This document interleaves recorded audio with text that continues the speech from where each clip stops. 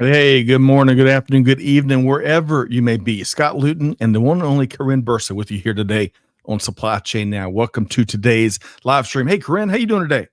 Hey, Scott, I'm doing great, and it is a great day to be in supply chain. It is. It is. And you know what? It's a great day to be an Atlanta sports fan because not only did the Falcons win over the weekend against a tough Tampa Bay team, but the Hawks are out. The Atlanta Hawks are out to a 2-1 start, even though it was a tough game last night. So, hey, Yeah. I'll take that. And we've got an outstanding conversation teed up here today, huh? Yeah, I'm looking forward to it. You've got some interesting articles. I can't wait to discuss what's happening in the world of supply chain with you and the Supply Chain Now audience. I am. And I thought you were going to let the cat out of the bag because we I have a wasn't. big guest here today. That's up to So, you. so folks, it is the buzz, as Karin is referencing, and welcome all of y'all, all members of the Supply Chain Now fam, wherever you may be. We come to you every Monday at 12 noon Eastern Time. As Karin mentioned, we share and discuss a variety of news and developments across global supply chain and global business. And today, got some great stories. We're going to touch on Halloween supply chain. We're going to talk about one of our favorite topics, supply chain planning. We're going to be talking about some of the manufacturing production shifts, especially in the Western Hemisphere. A few thoughts on the supply chain M&A market. And when you just think, maybe assuming you know what's going on there, we might surprise you on a few things, all that and a whole bunch more. So get ready, buckle up, and we'd love to hear from you. And as Karin mentioned, or she teased a bit, we've got a wonderful guest joining us in a few minutes as we're going to be joined by Madhav Durbha with RELEX, one of our dear friends at Dynamo. Two things before we get going. First off, give us your take in the comments, whether you're tuned in via LinkedIn, YouTube, X, Facebook, Twitch, no matter. Let us know what you think. We'd love to hear from you. And secondly, if you enjoyed today's show, we'd ask you to share it with a friend or your network. They'll be glad you did. Okay, so Karin, you ready to get in and dive in and unpack things? We got a lot going on. So we're going to start, as always, with some resources. And, yesterday we published the 100th edition of With That Said. 100 editions. And Karin, as you know, no one cares about that number except the folks that create them, maybe. So with that said, published yesterday, we started by celebrating Diwali, which is coming up this week. Beautiful festival of lights, which in part symbolizes the triumph of light over darkness. What a wonderful, wonderful special celebration. So to all of our friends around the world that celebrate, we wish you a happy and safe Diwali. Now, Karin, we also offered perspective from some of our friends from across the Supply Chain Now ecosystem. Lee Klaskow on the transportation markets.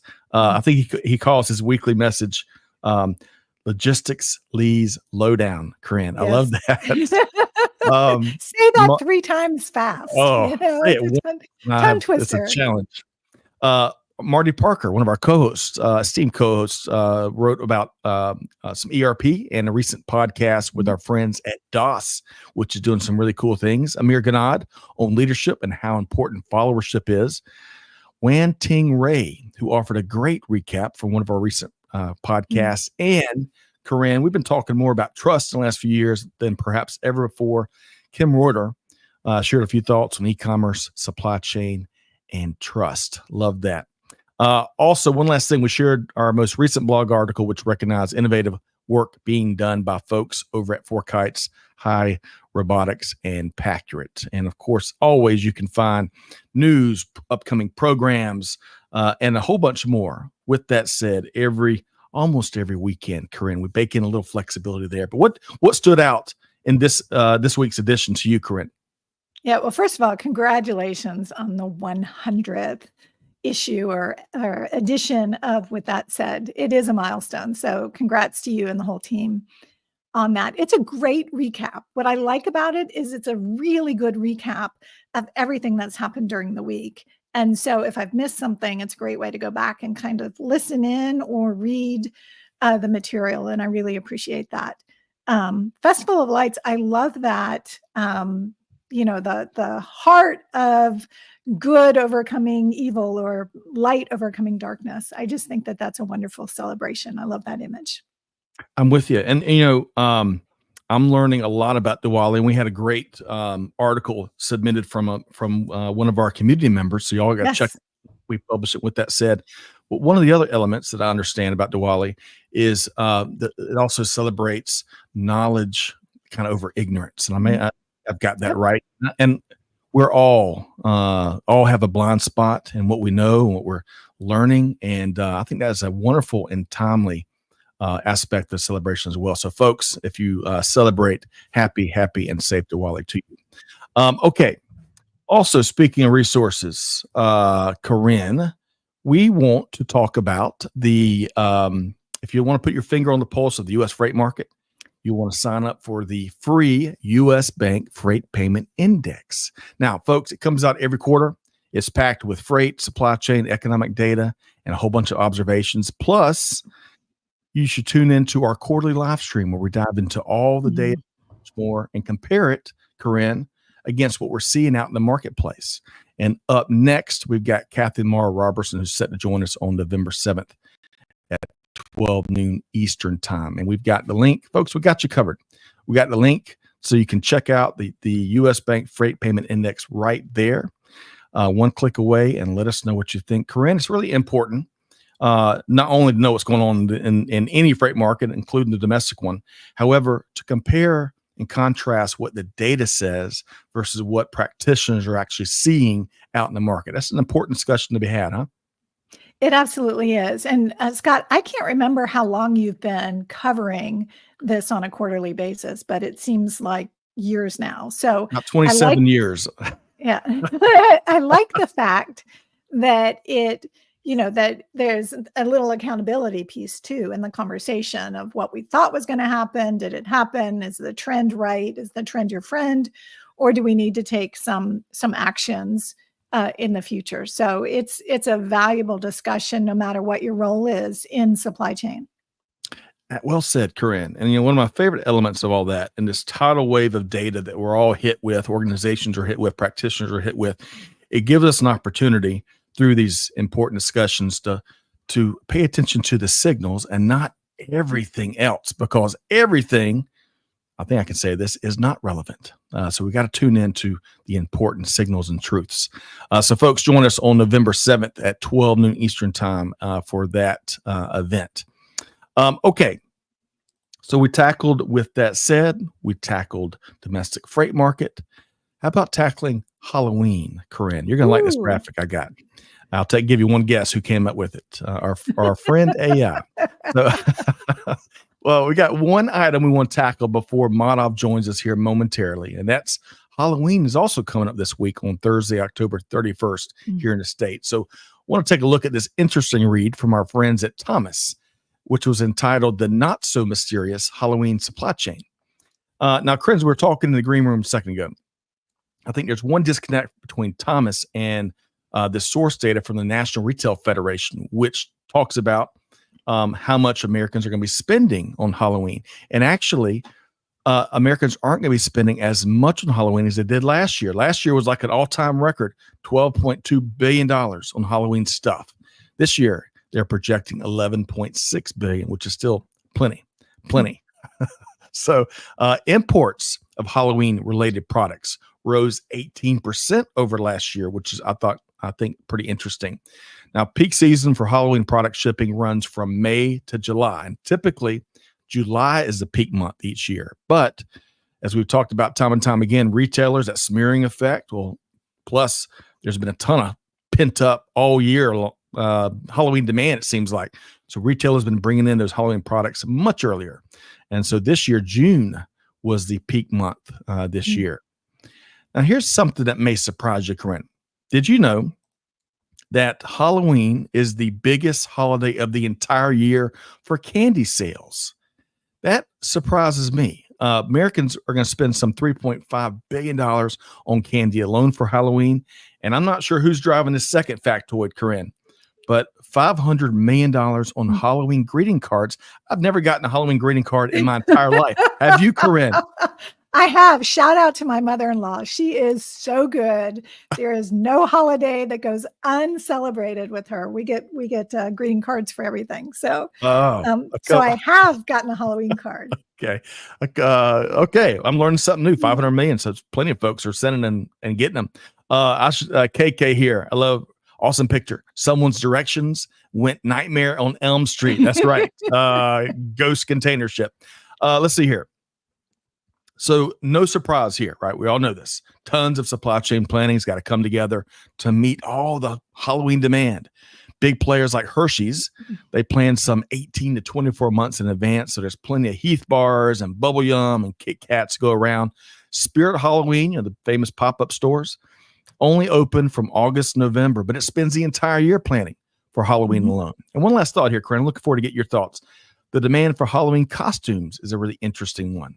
Similar to our conversation the other day about the fashion industry, and Karin, you were actually making the point, we could all learn from planners in the fashion industry, right? If a big see what I'm thinking of Halloween. If a big movie comes out in August or September, well, costume manufacturers have got to be able to pivot, produce, and prosper and meet that new demand for new products. But Karin, your thoughts on the not so mysterious Halloween supply chain?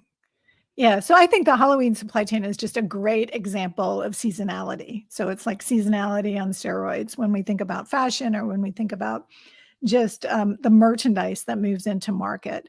And I am continually shocked by how Americans love Halloween.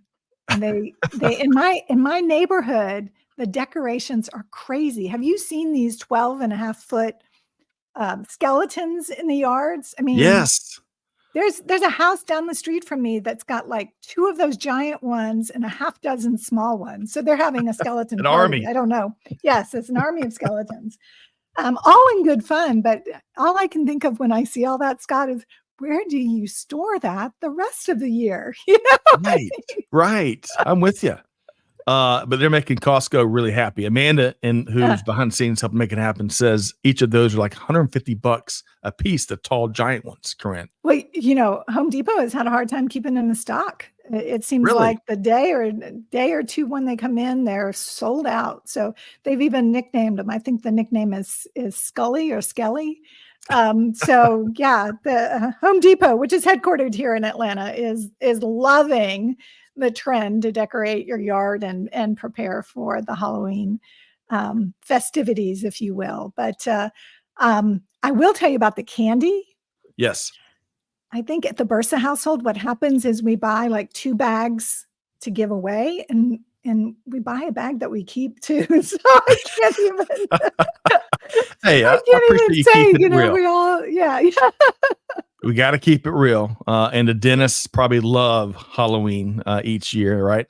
Hey, Helene, great to see you. Hope things are going well for you. Let us know what you think on all the topics we're going to be getting to here today.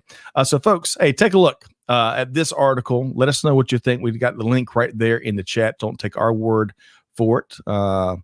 Check it out and let us know what you think.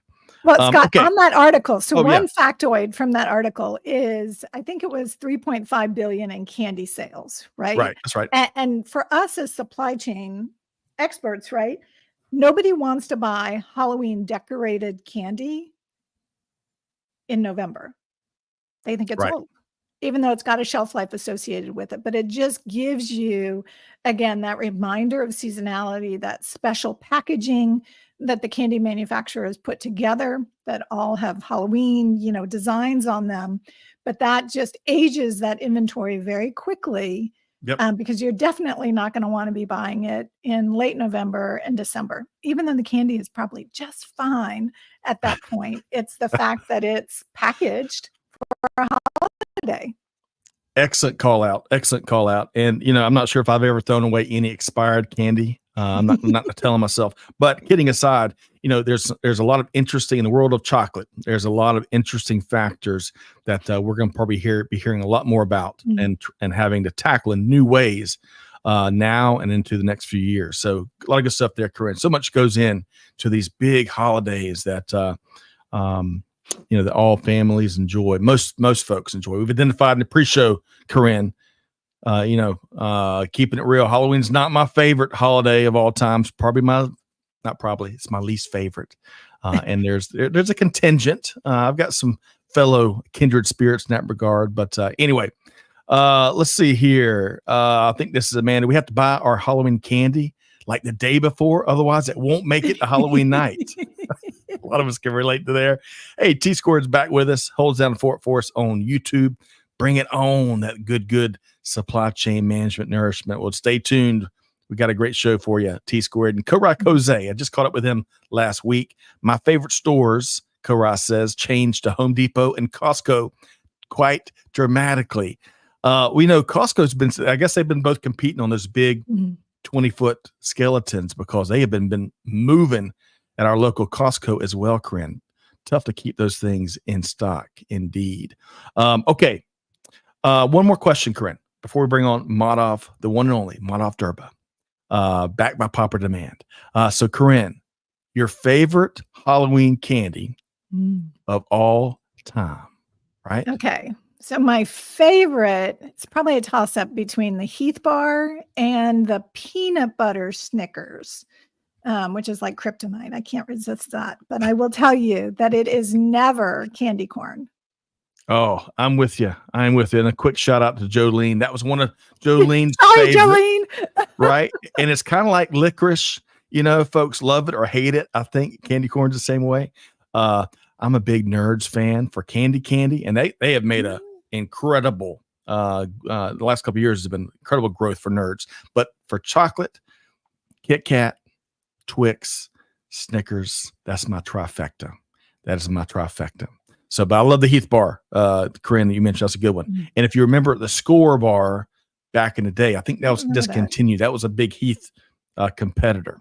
Anyway, all right. Now that you got me starving for lunch here, we've had an outstanding guest joining us again today. We've enjoyed past in-person and webinar conversations with this business leader who always shares outstanding perspective. I want to welcome in Madhav Durbha, Group Vice President, CPG and Manufacturing with RELEX Solutions.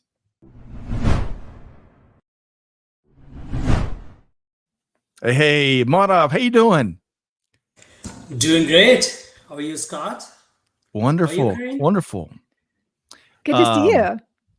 Good to see you too. So I'm going to pick back up where we left off, Madhav and Karin. And we were just talking, Madhav, about some of our favorite candies, right? 'Tis the season. We got this big old candy. This is like when they dump out the bags and they start trading and stuff. Or as Amanda shared earlier, parents start stealing, right? That happens. But Madhav, when you think about the wide world of candy, Halloween or otherwise, what's one of your favorites?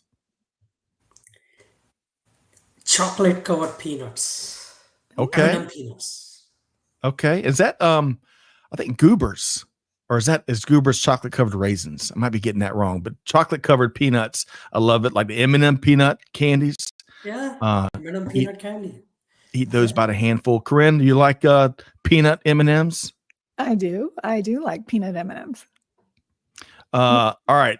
Talking candy. So we mentioned Jolene, and Jolene says, I still stand behind candy corn as the best Halloween candy, but chocolate trumps all Halloween candy, especially she says Reese's peanut butter cups. And she's looking forward to Madhav joining us here today. We are too. And hey, Mom, Leah Luton from Aiken, South Carolina. Great to see you. Love you. Looking forward to seeing you soon. Okay, Madhav and Karin, we got a lot to get into here today. Madhav, great to have you back. It's been a little while. So for a lot of folks know you and follow you and they enjoy your supply chain perspective, but I bet we've got some new audience members that are just meeting you here for the first time. So for them, let's add some context. So if you would tell us a little bit about your background. Sure. By training, I was trained to be a chemical engineer, but never pursued the craft. And in fact, I started my career in supply chain 25 years ago with a little company called I2 Technologies. For those who may remember I2. From I2, I transitioned into JDA, now called Blue Yonder. From JDA, my journey led me to Kinaxis. And I spent a couple of years at Kinaxis and then Lamasoft. If you follow the pattern, it's IJKL. until that point in time. ITIL JDA can access Lavasoft. And then the chain broke. Lamasoft got acquired by Coupa, so spent management company, and spent some time at Coupa, and then took a year of sabbatical, planned sabbatical. I traveled the world and did some fun stuff at that time, and then RELEX came along, and here I am with RELEX. And through my career, I crisscrossed between building and launching products into the market and in go-to-market roles as well. So, kind of way I put on a variety of hats, if you will, in the world of supply chain, and especially supply chain planning, which remains a passion of mine. Oh, well, we have got, between you and Karin, we have got a wonderful conversation teed up here today. Now, Karin, when you hear about Madhav's journey, right? And gosh, we know we love our acronyms around there, and Madhav shared another one with us. But what did you hear in that journey leading up to the sabbatical and, of course, the big things he's doing now? Well, what I heard is that Madhav has been with a number of innovators in the industry. So we should pay attention as he continues to contribute in the industry as a whole. But certainly I2 was a real innovator in the early days. And we've seen a lot of talent that had time at I2 participate in a number of different companies over the years and inspire some innovative new ways of thinking. So I have known Madhav. I've seen him in the industry for years, so I'm always interested to see what he's up to. Likewise, Karin. Madhav, we've enjoyed a variety of conversations, but you surprised me with the chemical engineering thing. We've never taught chemistry, and that's a good thing, because I'm good at a lot of stuff, and I'm not good at a lot of stuff, and chemistry falls on the latter list. That was not meant to be a chemist. But I love that. We'll have to talk more about your early career days in chemical engineering. Man, I bet it's a tough field. Okay, but today we're going to be talking supply chain planning. We're going to be talking manufacturing and production shifts. We're going to be talking the M&A, the supply chain M&A market, which is going to be an interesting one with the two of y'all. And folks, we welcome y'all's take on any of these topics as well. But we're going to start with supply chain planning, one of our favorite topics here today. And this is all driven by an interesting read in Manufacturing Dive. I take it back. This is driven. I was looking for a picture because, Madhav, I saw your picture in London from the Gartner Supply Chain Planning Summit, and I was thinking about stealing it and sharing it and mocking it up. But my graphic design skill sets were failing me today. So, but that's where we're going to start with you, though. When we talk about your attendance of Gartner's recent planning summit in London, you shared some of your key takeaways about 2 weeks ago, and I'd love for you to share some of those here with our audience here today. Sure. Overall, it was a very good networking event, most of all, but had an opportunity to attend a number of sessions too. So few things that stuck with me. One is there was a session by Joe Graham, one of the analysts in Gartner, supply chain planning. And he talked about how AI is a collection of algorithms. That's the right practical way for business leaders to think about it. Oftentimes, business leaders get questioned on, hey, what are we doing about AI? What are we doing about machine learning or Gen AI and so on and so forth? His advice was start with business problem first. Define the business problem and pick the right algorithm for the job. Whether it is optimization, heuristics, simulation, knowledge graphs, machine learning, Gen AI, whatever you want to call it, think of these as a collection of algorithms and pick the right algorithm for the right job. I think that's a very practical way of looking at it. The second thing that also is Malachy Doyle of Value of Foods. His presentation was quite interesting. He also happens to be a RELEX customer. One of the things he called out in that is the importance of the people and the skill sets. Said, before you start on an implementation journey, make sure that you have the right people with the right skill sets. Either they're internal, you hire them, or you bring them in as partners as part of the deployment. Make sure of bringing in that people focus. The other thing that stuck with me, he said, was around data quality. Oftentimes, how many times do we hear this, right? My data quality is not good. I don't know if I'm ready for this AI journey. His point is that, hey, it's never perfect. You got to start somewhere. One of the Right. byproducts, in my experience of starting with an AI powered supply chain planning transformation, is that it actually surfaces some of the imperfections and inconsistencies in the data. And Karin, you spent enough time in this space, so I'm sure you would appreciate that. The third thing, which is really surprising, but not so surprising if you think about it, is the planning systems that companies roll out.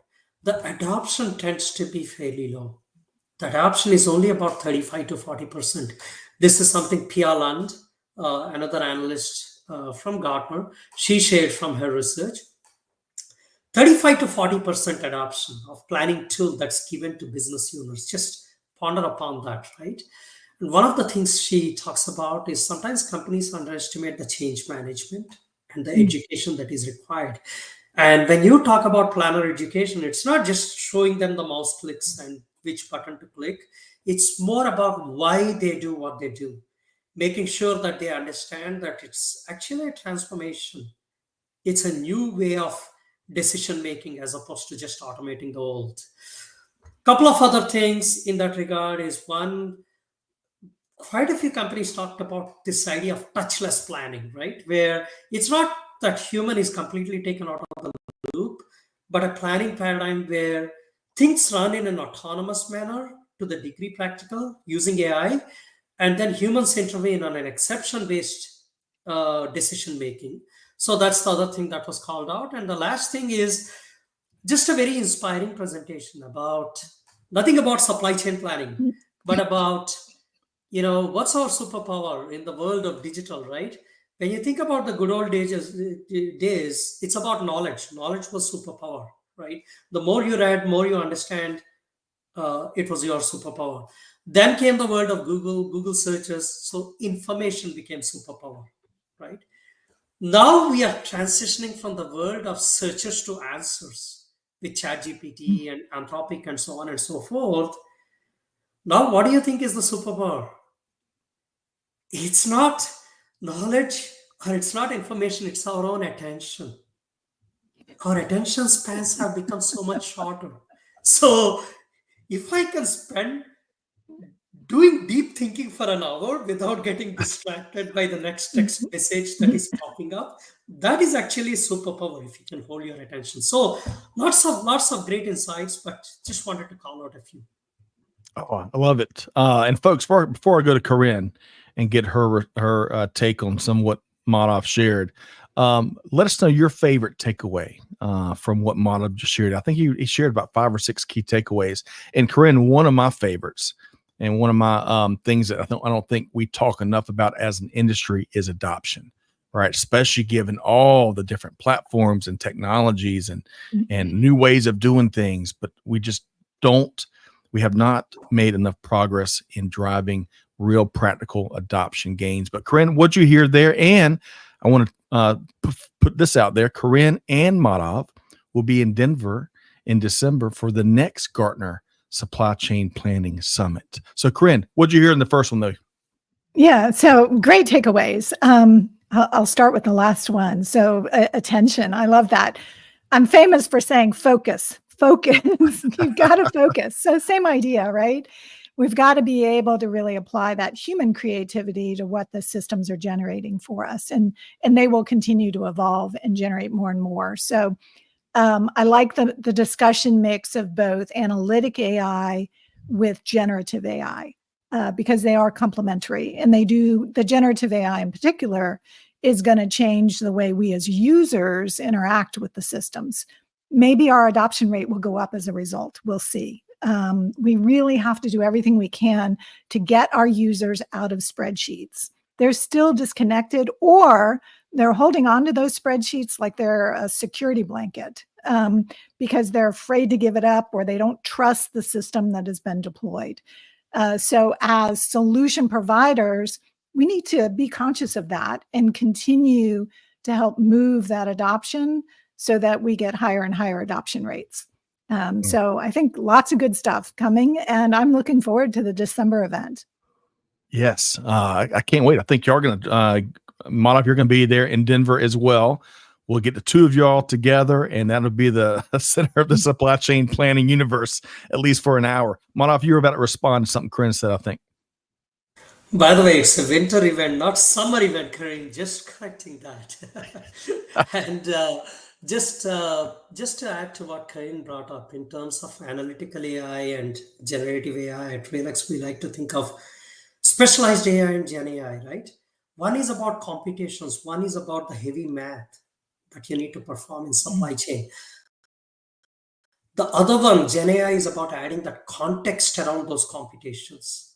And what I am encouraged by, Karin, is that I think it can frankly open up a newer types of user personas who don't need to be trained on a user interface, which button to click, which report do I go to. Instead, just ask queries, make queries in natural language and get responses.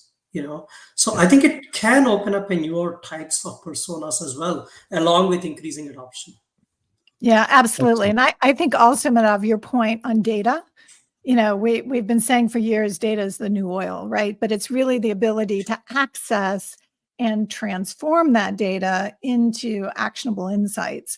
So we need to not only get the data, we need to be able to interpret it or find the signal in the noise and then help the business user to know, here are the top 3 things to consider, or here's a recommended path, and allow them to apply their business acumen to that. Yes. And it's also helping us with, you'll hear a term, synthetic data. It sounds crazy, but it's the ability to interrogate the data, which is not always perfect, clean it up and augment it when needed so that we can automate as much of the planning process as possible. Love it.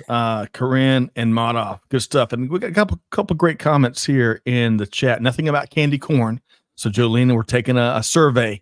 Any other candy corn fans out there? But Shankar's talking about, he concurs with the comment on change management, data inconsistency, and adoption level of planning systems. I do as well. Good stuff there. Nalima, 2 favorite takeaways. Start with the business problem and attention as a superpower. That last one, Madhav, your last key takeaway, and Karin, you kind of spoke to this in your response there, and Nalima, of course, calls it out. We got to explore and shine a bigger light on that goldfish attention span that I think all of us struggle with, and adoption rates, right? Because I bet if we can find more engaging ways and maybe condensed ways of through implementation, onboarding, and all the training and so a lot of the aftercare that goes on, I bet we'd move the needle a little bit more on the adoption side of things. Just a hunch. Madhav? I just wanted to add one comment there. And in fact, here is a practical way of Gen AI and how it is improving adoption, right? At RELEX last year, we launched what we call as Rebot, our own Gen AI agent. What we have seen is almost a 30% improvement in productivity of our own internal consultants, but our customers as well. Why? If they are stuck on some particular piece of functionality, they can just go and ask natural language queries, right? You no longer have to parse through a 500-page product wiki or product manual anymore. You can immediately get answers. It removes a lot of frustration, and it also helps improve onboarding of newer employees. This is one of the side benefits our customers have found. So just wanted to bring up that example.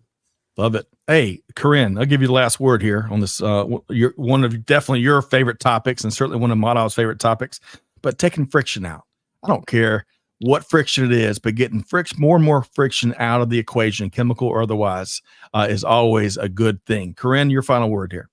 Yeah, I think it was a great point. I think being able to coach somebody in process as they're doing it is really important. It's stickier. They remember it. They remember the business challenge that they were addressing at the time, versus just leaving that in the classroom. So the ability to really accelerate and have access to that on demand when needed to prompt the user is really, really valuable. Outstanding. Good point there, Karin. All right. So one more quick event, and you'll find this. And with that said, we talk about T-Fest 2024, which is coming up in November. And Karin is going to be joining T-Fest, I think, as a speaker And he's just putting a little disclaimer there. I was just appointed vice chair for the conference. Well, they picked the right individual, Kosei. Congratulations. It was great to catch up last week, my friend. Okay. I want to shift gears over to a different topic. And I do have a graphic for this one, folks. I promise you. This comes to us from Manufacturing Dive, where they offer a few key takeaways from what I think is an interesting KPMG survey of some 250 U.S.-based executives, which all hail from companies with over $1 billion in revenue. Okay, so some of these findings, I bet, aren't going to surprise any of us here. The localization of production continues to eat away at globalization. For example, supply chains in North and South America that serve the United States are expected to increase. However, it is projected that in North America, the U.S. and Canada supply chain markets are going to lose volume in terms of those supply chains, if that makes sense. Mexico, that rock and roll market down there, is projected to gain significant market share, which, again, if you've been tracking what's going on in Mexico, that shouldn't surprise you. Most know that Mexico supplanted China as the import market for the U.S. just last year. More and more companies are looking to reduce the number of steps or locations that products must cycle through. According to KPMG data and projections, the average number of supply chain locations is set to fall from 2.7 to 2.4 in the next 3 years, right? Streamlining, taking some friction and some distance out of some of these equations. Madhav, your thoughts here? No big surprises, at least to me. Your thoughts? Actually, one head scratcher. I'll get to that in a minute. But I think the report called out quite a few very interesting observations, right? But it's a simple law of physics and math. When you reduce the time for something to travel, the variability around that comes down. It's just a simple law of math and physics. Yep.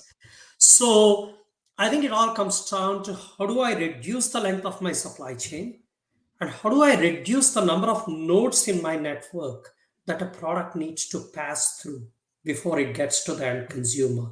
So when you put the two together, I think the article makes a lot of sense. Now, there are a number of terms that get thrown around, right? You think about nearshoring, onshoring, offshoring. Friendshoring was a term that was being used for some time. One term that I really liked in the article is they called it strategic shoring, right?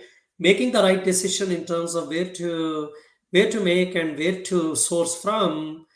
I think one caveat that I want to apply here is that just because we onshore something doesn't mean that the risk goes away. So I'll take a very simple example. My wife is a physician and she alerted me to it. I don't know if you guys know this or not. There is currently IV fluid shortage in hospitals across US. That's because in the North Carolina floods, there is a particular facility that produces 60% of the IV fluids within US hospitals. And that was taken offline. And when that happens, it hit the hospitals hard, right? So what we want to be cognizant about is we have to live with the fact that the disruptions will continue, but we can at least reduce the number of disruptions. So that is the positive from the report. There's a little bit of a head scratcher. You want me to get to that now, or should we get Karin's take first? I'll tell you what, it's a great option you're giving me here, Madhav. Thank you so much. Karin, why don't I get you to respond first? And one of the things that Madhav just shared that we need to spike the football on is onshoring doesn't eliminate the risk. It's not a magic wand that moves us into magic fairyland where there's no risk. It's really important. Karin, your thoughts though on this article and some of these big shifts? Well, it may not eliminate, but it might shift the risk to a different type of risk. But just as in COVID, one of the big learnings in COVID, which most companies or many companies really made cost-based decisions on where their plants operated, and they went to low-cost markets to do that. That came with a risk, right? And some of it was challenged further if they were single-sourced versus multi-sourced. So Madhav has just given us a great example of certainly with IV packets, we're not single sourced, but we are concentrated in supply in a particular market. So you have to evaluate the total risk in your network. So I do think, though, nearshoring or getting closer to your markets allows you in general to hold less inventory. So your time to market decreases, which does help accelerate the turns of your inventory. You don't need to hold as much. You don't have as much inventory in transition or in transport coming into a marketplace. But bottom line is all of these things just underscore the need for supply chain planning solutions, because you've got to evaluate a multitude of variables and look at your desired inventory positions, your desired service levels, and evaluate risk where those choke points or where particular nodes or key suppliers may present a risk. Yeah, good stuff there, Karin. And on a related note, we're talking IV medical supplies and what the pharmaceutical industry has got some interesting and tougher decisions to make when it comes to some of these desired production shifts because of some of the constraints related to the active ingredients and some of the limitations of where we can source those things. So very interesting. I bet we're going to have to bring Madhav's wife, the doctor, on, and we're going to talk about medical supply chain. Madhav, that would be interesting. Madhav, you were about to share one head scratcher before we leave and talk M&A and get your observations there. So share the head scratcher, if you would. Yeah, the head scratcher for me is when I look at this report, especially the numbers were a little mind-blowing when you think about it. They were talking about over the next 3 years, US is expected to see its share drop to 44% from 62% in terms of the share of the operations of the business. And then Canada dropping to 30% from 39%. I did see in the report that Mexico, Brazil, and some of these countries picking up some of the slack, but not enough to make up for such a staggering falling short too, which is also very interesting when we think about the government policy and how they're trying to shape and shift to stimulate more production onshore in United States. So bit of a head scratcher, not to refute any of the arguments made in the document itself, but something to ponder upon to see, how this shift happens. But one thing that is true is supply chains are getting restructured right in front of our eyes. We are kind of watching that movie play out in slow motion right now. So we really are. And Madhav and Karin, I'm gonna get your last thought here, but Madhav, I think maybe one of the things, at least what I took away from diving in, was there was a lot of projections from the participants, and when we're talking about projections first versus what actually is happening, there could be some big disparities. So we'll see how things play out over the next 3 years for sure. Karin, your final word on this interesting, thought-provoking study from our friends at KPMG via Manufacturing Dive. Yeah, absolutely. So Madhav has a really good point, and he's spent a number of years doing supply chain design and leaning into what it means, where those nodes should be. So he's got some great insights there. I was surprised to see that the U.S. contribution was going to be lower because there's so much talk about bringing manufacturing back to the U.S., right? So I was surprised to see that the survey indicated that that's not the case. That's not what they anticipate right now. If I can, though, Scott, at the end of that article, of the article is a mention of 80 Acres Farm. And I have to give a shout out. I have a good friend, Mike Zelkin, who is the co-founder and CEO of 80 Acre Farm. So I don't know how his team got him in that article, but it was exciting to see. And it was fun because it's a great example. This is in the produce sector, right? So you've got very short product life cycles associated with that. But he was also recognized last week by Goldman Sachs as one of the most exceptional entrepreneurs in 2024. So congratulations to Mike Zelkin and to 80 Acre Farms. Man, outstanding. So Amanda or Trisha, let's see if we can't find the link to 80 Acre Farms and drop it in the chat so more folks can check it out. Thank you for sharing that, Karin, and congrats to Mike and the whole team. All right, so folks, again, we got the link right here to Manufacturing Dive, which provides, I think, a link to the actual KPMG survey data. So check it out. Let us know what you think. And we got some more friction in the chat, folks. T Squared says, love candy corn, but he adds in moderation. Okay, that's not too much friction. T Squared. Love it. Okay, so where are we going next? Well, I know where we're going. We're going to the M&A industry here. And I've got this. How about this this bull here? You got one of these sitting in your den anywhere, Karin? Madhav, pretty cool. So switching over to getting a few observations on the current supply chain M&A market. So interesting read here from Forbes, which is it really comes from Steve Banker. Many of y'all may be tracking Steve. Great insights each and every time, very consistent. So I'm going to call out a few highlights, and then we're going to get Madhav and Karin to weigh in here. So Steve points out that supply chain firms and technologies represent 15 to 20% of total venture capital investment. That's according to Kearney data. And after a dramatic decrease in total investment volumes and number of deals since the pandemic highs, investment is certainly returning. More than 150 supply chain startups have been acquired just in the last 2 years. Venture capital investments in supply chain technology vendors and tech-based 3PLs topped $15 billion in 2024 just thus far. And other big non-VC players have been investing big time as well. Amazon, Maersk, UPS, DHL, Walmart, you name it. So Madhav, a couple questions for you and Karin. But starting with you, Madhav, what are your observations about this current market and maybe where we're headed? Sure. No, I think the tide is starting to turn in the venture market. If you're familiar with the venture capital and startup space, there was a little bit of a winter period, for lack of better words, right? Over the last couple of years after the COVID-induced excitement kind of cooled off a little bit. What that caused was this interesting issue where even with the interest rates going up too, it started choking a little bit of the capital flow and started slowing down the exits. But what we have seen recently is the pickup in terms of the companies getting acquired. So what that does is it releases capital again. When a company goes through an acquisition, the shareholders in the VC firms, the limited partners, they get paid. When they get paid, they get their returns. Now they need to redeploy that capital, right?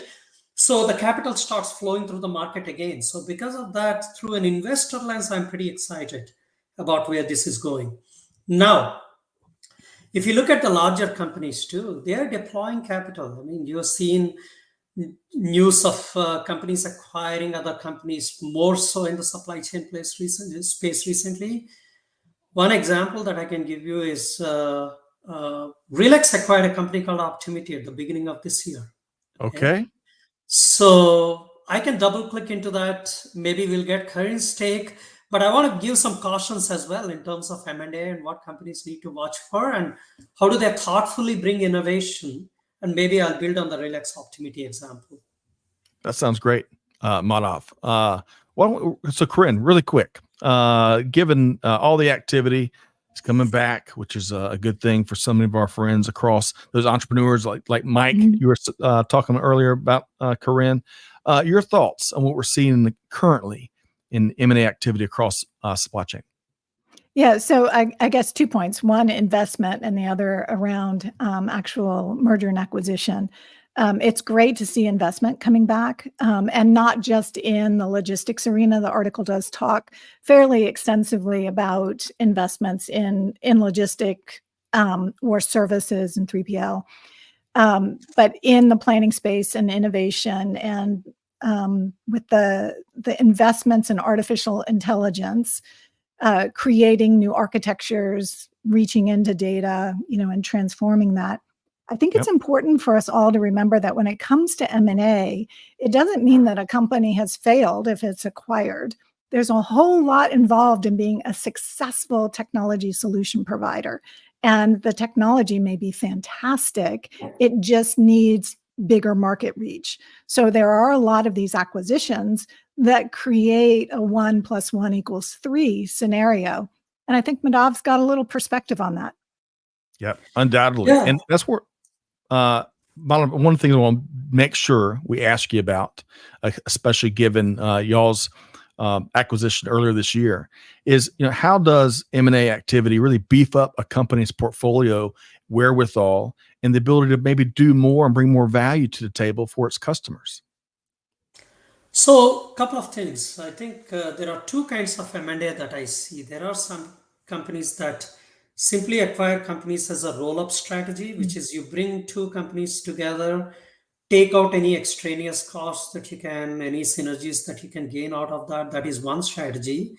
But I think where I've seen M&A be very successful is a more thoughtful, strategic kind of M&A, where you are acquiring an entity, bringing in some unique IP from that entity. See, before you do anything like that, a company goes through a build versus buy kind of process, right? They say, what would it take for me to develop similar capability internally, and how long will it take? And you can't assume that the market is staying static during that time, right? So you have to make an assumption that the market keeps moving. So can I build this internally with enough velocity and scale it up? That is one thought. But the other thought is, if I come to the conclusion that no, I'll be too slow to the market, then a strategic acquisition would make sense. So just double clicking into strategic acquisitions, sometimes I've seen those kind of acquisitions not go too well either. Oftentimes, it's not a technology clash, it's a culture clash within the company. Okay. More often than not, these acquisitions can fail because there is a culture clash, right? So that's why RELEX has exercised the muscle of M&A over the years and has done few very successful acquisitions. So specifically in the context of Optimity, why did we acquire Optimity? RELEX is known for its very strong retail presence Okay. and brand owner retailer collaboration. But there was this strong desire actually driven by our own customers, and in fact, quite a few vertically integrated retailers as well. We started getting interest in terms of beefing up our manufacturing capabilities. It's adding capabilities like production planning, production scheduling, and purchase planning, even going upstream. Then again, RELEX went through this buy versus build kind of decision making and looked at variety of companies and honed in on Optimity, because Optimity is already well beyond a product market fit. Okay, so that's point number one. Point number two is a young company. Given its cloud native kind of architecture, there are a lot of synergies from a technology perspective. Number three is RELEX is headquartered out of Finland, and Optimity grew out of Sweden. So there is a lot of cultural similarities. And in fact, we've been very successful in retaining the Optimity talent we acquired. And now we are bringing the technology together, right? It might require some recoding, replatforming, so on and so forth, but bringing the technologies together enables a true end-to-end unified planning. So that's the kind of vision that we are driving towards, right? So I just wanted to hone in on that as one example. Yep. But these are the kind of thought process that companies go through when they think about M&A. All right. So, Karin, two thoughts, and I'm going to give you your final response. I wish we had a couple more hours here today, folks. I really enjoyed both of your perspectives and, of course, the comments across our Supply Chain Now fam. Karin, first off, UNITY, that was not just a song by, all right, Amanda and Trisha, let me know. It's on the tip of my tongue. UNITY. All right, hook me up. And then secondly, Karin, that buy versus build, right? That what Madhav talked about, because a lot of organizations kind of go through those decision cycles, right? And that takes me back to your mantra of focus on what we are best, speaking generally, any organization's best at, the value we are experts in creating and delivering. And that buy versus build decision, that is such an important one for so many, not just supply chain leaders out there, but business leaders as they are navigating through this M&A environment and a lot more. But Karin, your response, what Madhav shared there, or in general, your final word on what we're seeing out there in the M&A market. Well, number one, I do think culture is critically important. So it's important to getting the full value out of any acquisition. And if you're acquiring a technology base, you're doing it because of not only what the product does, but how the team can bring that product to market and deliver value for the customer. So I do echo his sentiments there. And it's a hard thing to gauge in the acquisition process because everybody's happy around the table. But we need to make sure that when it comes across the organization and how we're focused on customers and go-to-market strategy, that culture permeates all the way through to the whole team. So very important, very important. Please don't make me sing, though. I can't do the Unity song. So well, all right. So, Karin, thank you. And I sing very cautiously because I don't want to lose audience members. But that was Queen Latifah, UNITY, back in the day, long time ago. That's back when Queen Latifah was still rapped versus had a big time acting career. Man, times have changed. And don't worry, folks, I won't sing anymore, at least today. All right, but kidding aside, that's for both of y'all to call out the cultural piece and that critical strategic and tactical wiring that's got to take place through, especially through any of these acquisitions, the wiring of the cultures and a whole bunch more. And then I also want to call out, Greg is back with us from good old Milwaukee. Greg says, hey, it's still cheaper to do some stuff out of the USA. Will be interesting to see how working with South America will work with China moving heavier into South America. That's right. China's working hard, not just in South America, but working hard to enter the Mexico market in a variety of different ways.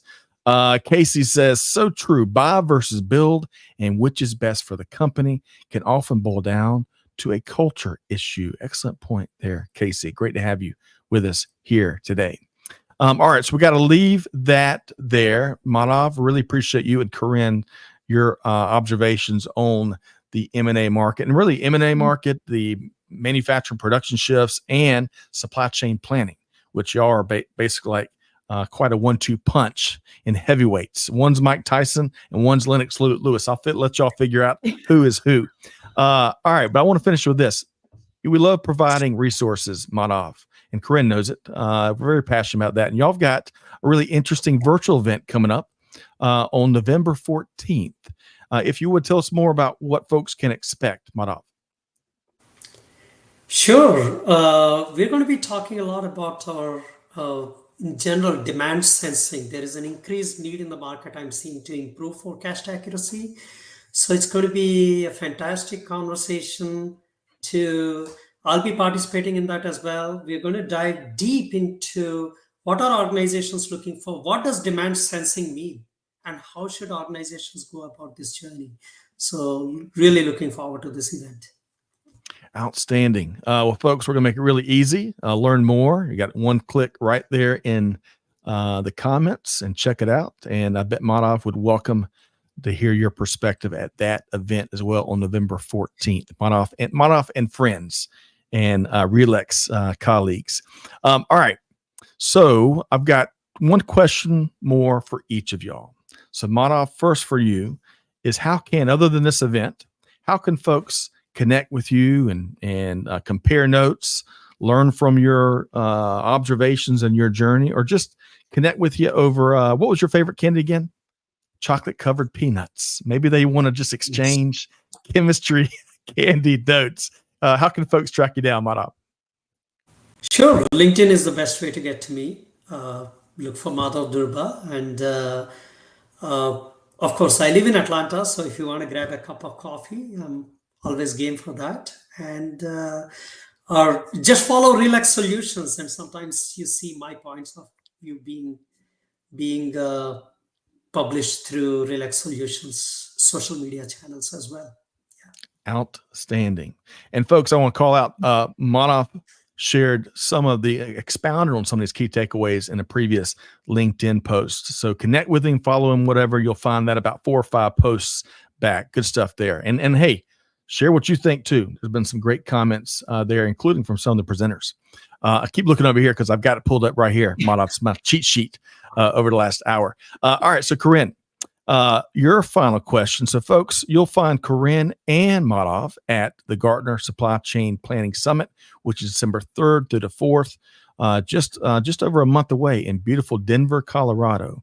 So these events have gotten a lot. I've heard so much about these events. Of course, Mike Griswold, Karin, who you know well, joins us once a month, has shared all kinds of great feedback they've gotten at Gartner. So, Karin, I bet my hunch is you'd welcome a conversation or a dozen at the planning summit coming up in Denver too, huh? Oh, yeah, absolutely. I'd love to connect with any of our audience, any of our Supply Chain Now family that might be there. Look me up. I will be at the event, and I'm sure running from one session to another, but there's plenty of time for coffee or adult beverage after hours. Outstanding. And folks, you also ought to connect with and follow Karin Bursa on LinkedIn as well. All right, folks, I'm not sure what we couldn't solve with Madhav and Karin, especially across the world of global supply chain. But Madhav Durbha with RELEX, always a pleasure, my friend. I'm looking forward to our next lunch, but really appreciate you being here with us here today. Thank you. Thanks for having me. You bet. Karin Bursa, always a pleasure. I tell you, we've had a string of great conversations here today. Really appreciate your perspective and expertise. So thanks for joining me on this very busy Monday. I had a great time. I mean, we covered a lot of topics from Halloween decorations right through to strategic network design and mergers and acquisitions. So it's been a pretty lively discussion today. It really has been a big, heavy bag of all kinds of different topics, like a big Halloween candy bag. But good stuff, Madhav and Karin. And hey, Scott, I feel your pain. Scott Curtis, the UK and the USA, Scott says, not activating daylight savings at the same time caught me out once again. I was eagerly waiting for 5 p.m. Scott, we gotta do something about these time zones and daylight savings. We'll figure that out, Scott. But great to have you here today. Looking forward to your perspective. And of course, our North Star is our audience that shows up every Monday at 12 noon. I know we couldn't hit everybody's comments and questions, but thank you so much for being here. On behalf, folks, make sure you connect with Madhav. Make sure you connect with Karin, whether it's in person out in Denver in December or socially. But a big opportunity there to really reduce your blind spot. And we all have them, right? In supply chain and otherwise. We got to tackle that goldfish attention span too, Madhav and Karin. We'll have to revisit that later. But folks, as I wrap here, on behalf of the entire team here at Supply Chain Now, Scott Luton challenging you, hey, do good, give forward, be the change that's needed. And we'll see you next time right back here at Supply Chain Now. Thanks, everybody.